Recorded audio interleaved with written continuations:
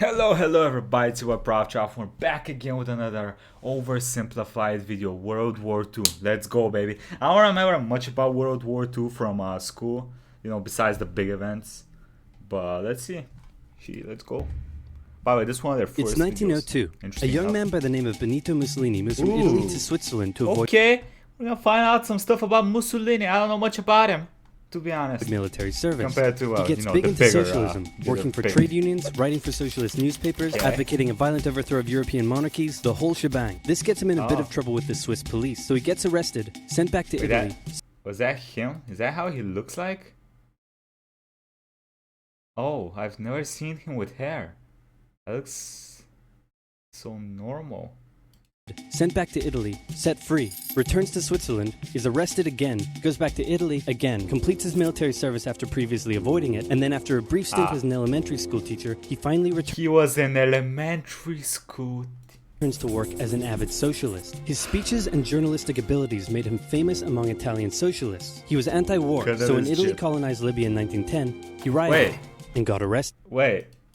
He was anti-war, so when Italy colonized Libya in 1910, Italy colonized Libya in 1910?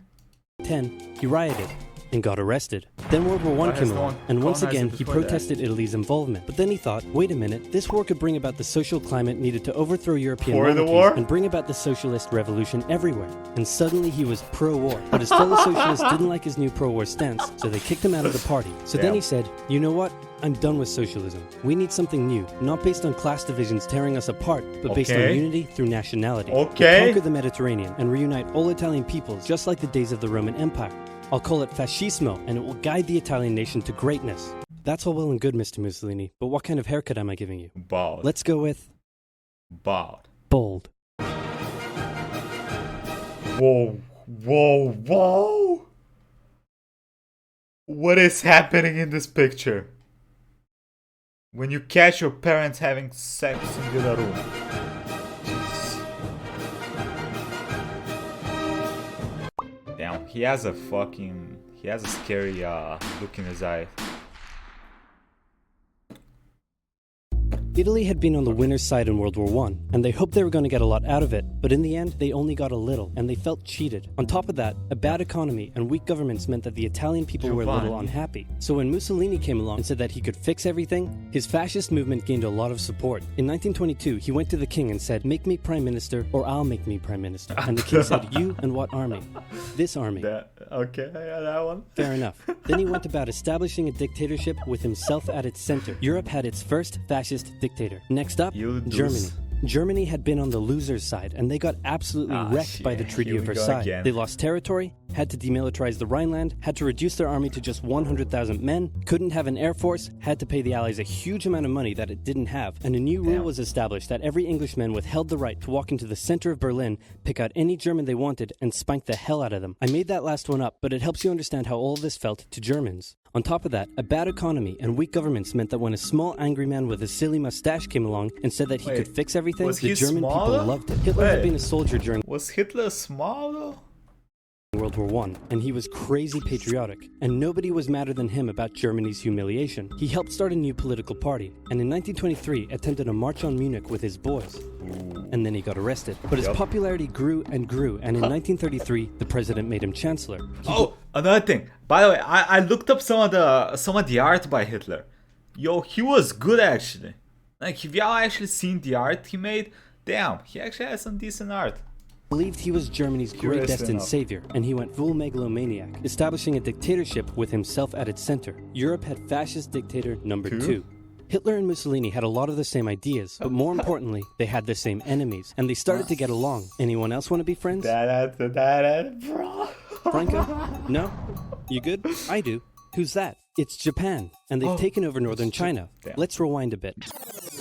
Japan had isolated itself from the rest of the world for over 200 years until the Americans showed up and said, you're going to trade with us and you're going to like it. Then the Western powers imposed a bunch of unequal treaties, meaning Japan's economy was bust. They also had no natural resources, so they decided to go get some. They went to war with China to gain a sphere of influence over Korea, and they took a bunch of China's stuff. But then the West said, hey, Cut that out. And since Japan couldn't take on the West, they said, okay, I guess we'll just go home. Wait a minute, what are you doing? Taking advantage of a weakened China and setting up spheres of influence. But I was the one who weakened them. We know. And you guys didn't let me have anything. We know. That seems unfair. We don't think so.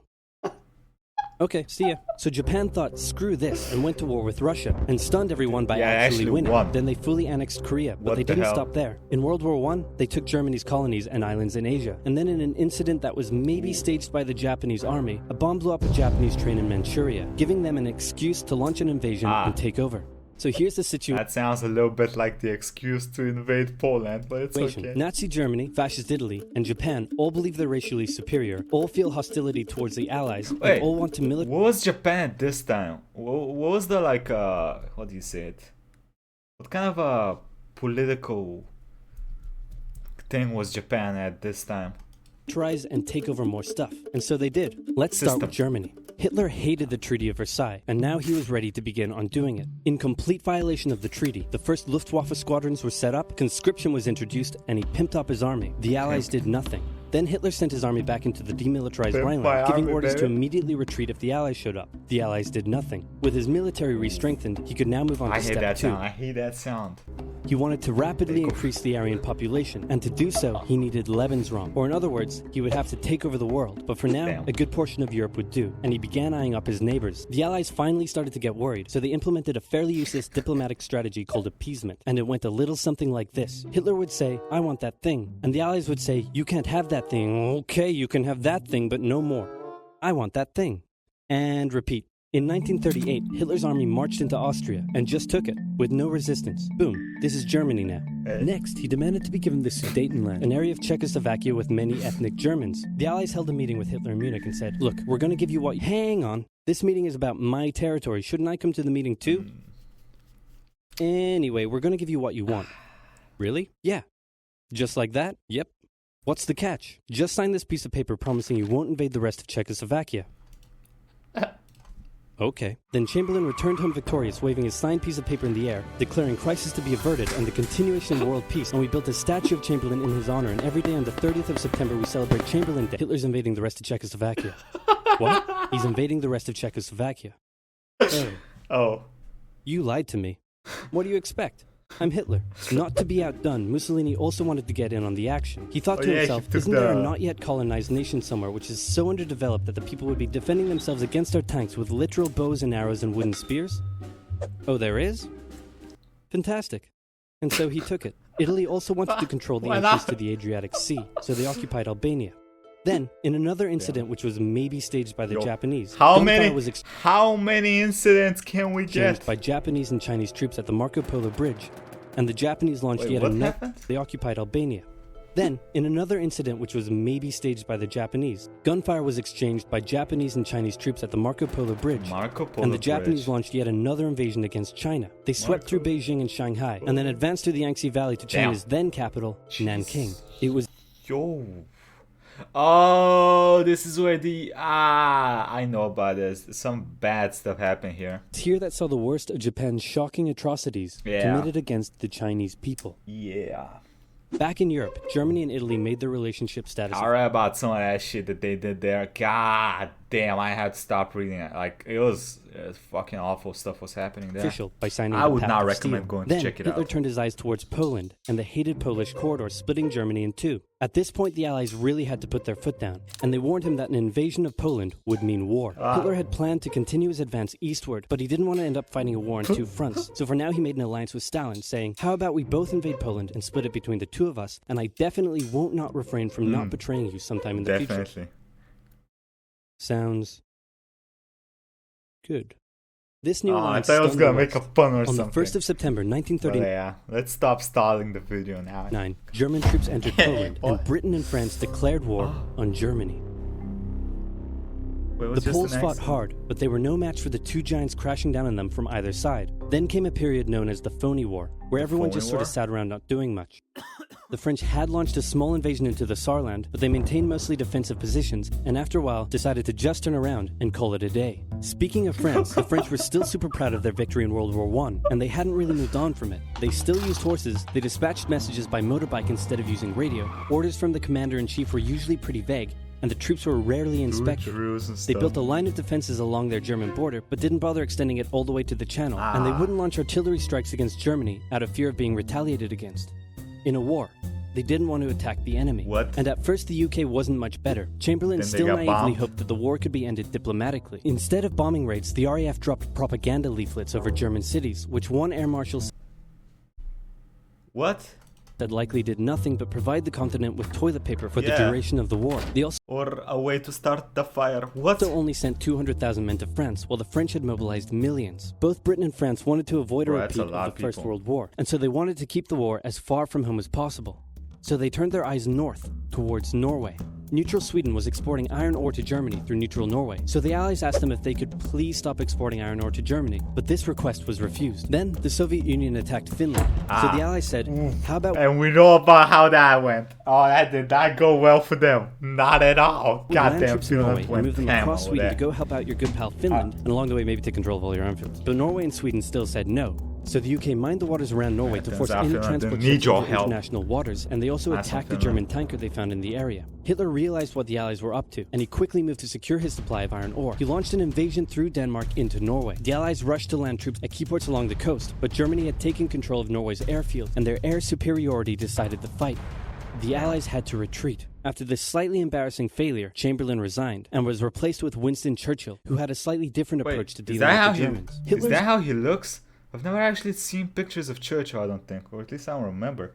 Is that how it looks? Approach to dealing with the Germans. Hitler's overall strategy was similar to Germany's First World War strategy. Attack France, defeat France, knocking out the UK in the process, then turn on the Soviet Union and win the war. During the phony war, the Allies had given Hitler time to prepare his forces. Now, he was ready to attack. The Allies had wanted to place troops in Belgium, but Belgium had refused, and in a move that surprised pretty much no one, Hitler launched an invasion to get around France's defenses. The Allies charged into Belgium at full speed to meet the German invasion head-on, and it looked like a repeat of the First World War was coming. But this time, Hitler had a trick up his sleeve.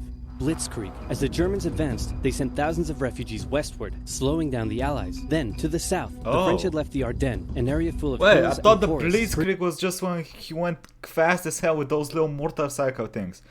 You know, fast, it's basically translates to fast combat or something. I remember I learned this in school. Pretty underdefended because they thought it was naturally impenetrable. Well, the Germans were about to penetrate it with everything they had. They smashed 50 Wehrmacht divisions through and encircled the Allied armies at lightning speed. The best of the Allied forces were now trapped. The Germans squeezed in from all sides, taking out France's best armies and nearly wiping out the British too. But they managed to make a desperate last-minute escape at Dunkirk, with British civilian ships even making the perilous journey to bring their young men home. With most of the French forces depleted, the Germans breezed through, taking Paris, and France fell. What the Germans couldn't do in World War I, Hitler had done just like that.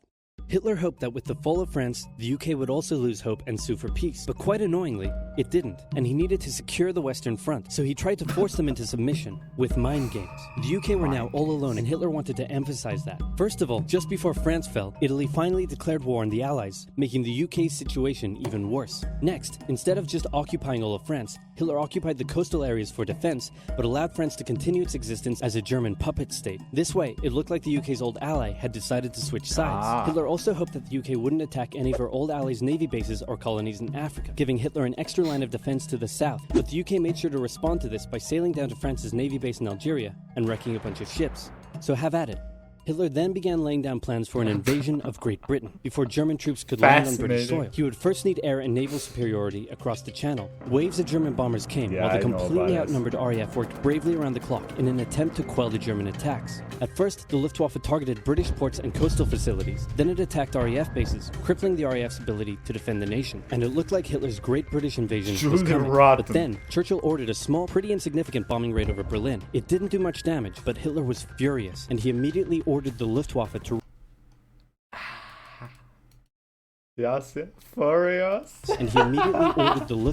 refocus its attacks on civilian targets in London. Children were sent off to the countryside, away from their parents to avoid danger, and frequent trips to air raid shelters became a daily occurrence. But British morale held firm. Smiling, knitting, lounging casually, these people have balls of steel. This refocusing on London also gave the RAF breathing space to reorganize, so Hitler kind of shot himself in the foot there. Just the foot for now. Finally, the Luftwaffe sent one massive all-out attack on London, and the RAF successfully repelled it, destroying many of the German aircraft and placing air superiority firmly in British hands. Hitler's invasion had to be postponed, but the bombing of British cities continued for some time. Oof. And with that, we finished the first part. Okay, so I knew most of the stuff here. But yeah. I actually have zero idea what was happening during the rest of the, like, what they did in Africa and what those colonial powers were doing. Like, I don't remember studying that at all in school, or my brain just signs it off. Most of the things in Europe, what happened during the Second World War, I know most of these. But in Africa, like, they must have fought there, right? Because, like, a lot of their lands are there, right? So they must have fought there. There definitely have been fronts there. I just don't know about any of them. I'm curious now. Damn. We'll check out part 2 tomorrow, okay? Anyway, let me know what y'all think. Quick thank you to the YouTube members and Patreons. Thank you all for the support. I appreciate you all. If you want to see more history reactions by your boy, including oversimplified reactions, check out the playlist up here, and have a nice day, everybody. Bye-bye.